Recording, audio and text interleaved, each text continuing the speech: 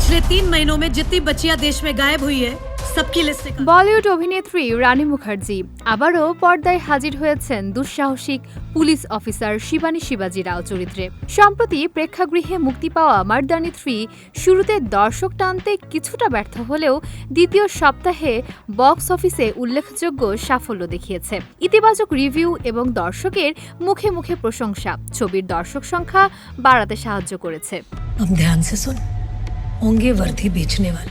ইয়াশরাজ ফিল্মসের ব্যানারে নির্মিত সিনেমাটি ৩০ জানুয়ারি মুক্তি পায়। প্রথম দিনে ৪ কোটি রুপি আয় করে যাত্রা শুরু হলেও প্রাথমিক দিনগুলোতে ছিল বর্ডার 2 এর চাপ। তবে সময়ের সঙ্গে সঙ্গে দর্শক সমর্থন বাড়তে থাকে।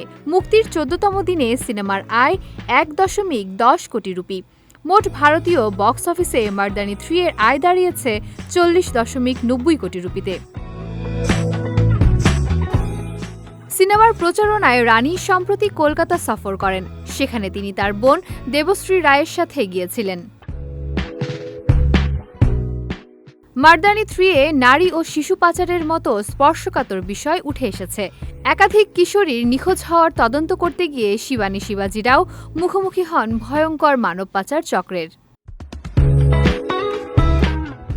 অ্যাকশন, আবেগ ও সামাজিক বার্তার মিশ্রণে তৈরি এই ছবি দ্বিতীয় সপ্তাহে এসে প্রমাণ করেছে যে দর্শকের সমর্থন পেলেই বক্স অফিসে সফলতা সহজেই আসে।